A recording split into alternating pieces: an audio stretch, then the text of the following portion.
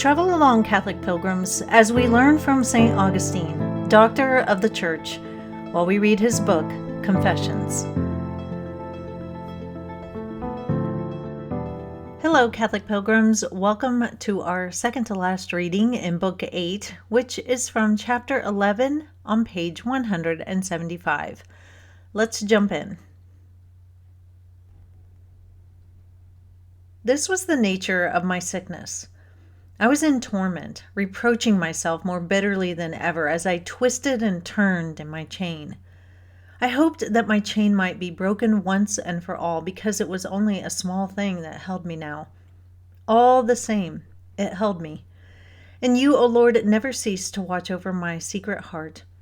In your stern mercy, you lashed me with the twin scourge of fear and shame, in case I should give way once more, and the worn and slender remnant of my chain should not be broken, but gain new strength and bind me all the faster. In my heart, I kept saying, "Let it be now! Let it be now!" And merely by saying this, I was on the point of making the resolution. I was on the point of making it, but I did not succeed. Yet I did not fall back into my old state. I stood on the brink of resolution, waiting to take fresh breath. I tried again and came a little nearer to my goal, and then a little nearer still, so that I could almost reach out and grasp it. But I did not reach it. I could not reach out to it or grasp it, because I held back from the step by which I should die to death and become alive to life. My lower instincts, which had taken firm hold of me, were stronger than the higher, which were untried. And the closer I came to the moment which was to mark the great change in me, the more I shrank from it in horror. But it did not drive me back or turn me from my purpose. It merely left me hanging in suspense. I was held back by mere trifles, the most paltry inanities, all my old attachments. They plucked at my garment of flesh and whispered, "Are you going to dismiss us? From this moment we shall never be with you again, forever and ever. From this moment you will never again be allowed to do this thing or that, forevermore." What was it, my God, that they meant when they whispered this thing or that? Things so sordid and so shameful that I beg you in your mercy to keep the soul of your servant free from them. These voices, as I heard them, seemed less than half as loud as they had been before. They no longer barred my way, blatantly contradictory, but their mutterings seemed to reach me from behind, as though they were stealthily plucking at my back, trying to make me turn my head when I wanted to go forward. Yet in my state of indecision, they kept me from tearing myself away, from shaking myself free of them and leaping across the barrier to the other side, where you were calling me. Habit was too strong for me when it asked, "Do you think you can live without these things?" But by now the voice of habit was very faint.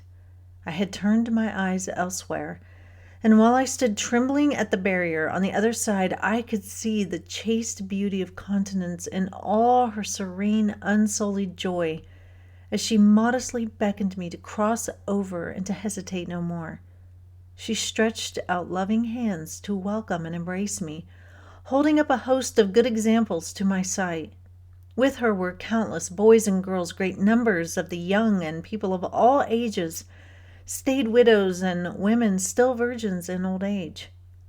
And in their midst was Continence herself, not barren, but a fruitful mother of children, of joys born of you, O Lord, her spouse. She smiled at me to give me courage, as though she were saying, "Can you not do what these men and these women do?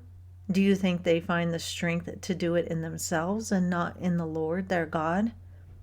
It was the Lord their God who gave me to them. Why do you try to stand on your own strength and fail? Cast yourself upon God and have no fear. He will not shrink away and let you fall. Cast yourself upon him without fear, for he will welcome you and cure you of your ills." I was overcome with shame because I was still listening to the futile mutterings of my lower self, and I was still hanging in suspense. And again, countenance seemed to say, "Close your ears to the unclean whispers of your body, so that it may be mortified.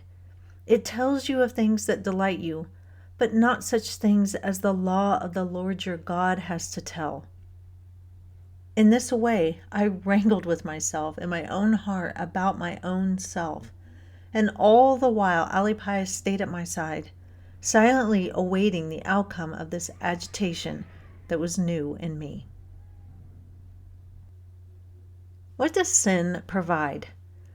Well, it provides instant gratification. You usually get results immediately, and that makes you come back for more and more because for a moment it felt good. That quickly leads to habit-forming behavior, which is very hard to break. On the positive side, however, let's take a look at something innocuous like brushing your teeth.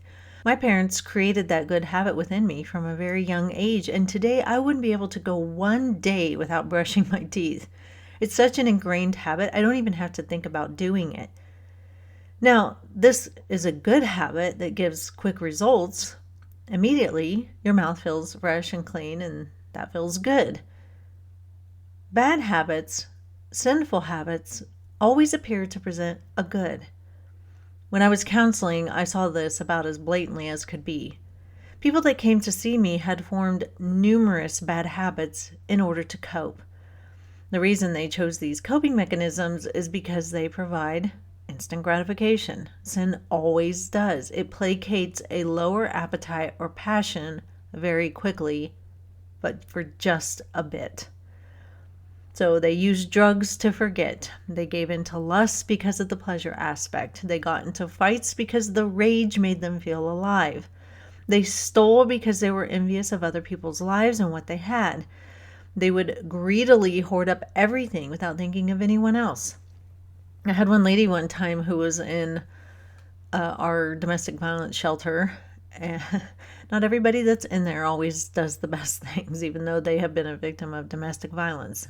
Anyway, all the food was meant to be enjoyed by everybody who was in the shelter, and a pound of bacon was made, and she literally ate it all, not saving a single piece for anybody else. People also get into unhealthy relationships just to feel a thrill. All these things quickly give something that we want to feel, pleasure of some kind. However, none of these things fix problems, and they never provide lasting joy. Sadly, though, instead of changing, people just keep going back and back to the poisoned well because of a developed habit. Good habits are often not as easy to build or maintain because sometimes they don't feel great. Working out may not feel good all of the time. Keeping up on cleaning around your house can be boring. Sitting in prayer or with your own thoughts can be uncomfortable as we are forced to face the reality of ourselves and our lives. St. Augustine has allowed lustful ways to become a habit, and other sins too, I'm sure. Now he does realize that he needs to drop them, but those attachments whispered to him, "Are you going to dismiss us? From this moment we shall never be with you again forever and ever. From this moment you will never be allowed to do this thing or that forevermore." Sounds so desperate, doesn't it? Once you realize, though, that God will fulfill whatever it is that you are trying to fill with sin, you will be ready to drop it. You realize it's just not worth it. And after time has passed from you giving up that sin, you will look back and see how crazy it was to ever have trusted in that sin for your happiness in the first place. That is all for today, Catholic Pilgrims. Meet me back here for our last reading from Book 8. And until then, live the faith boldly and travel well.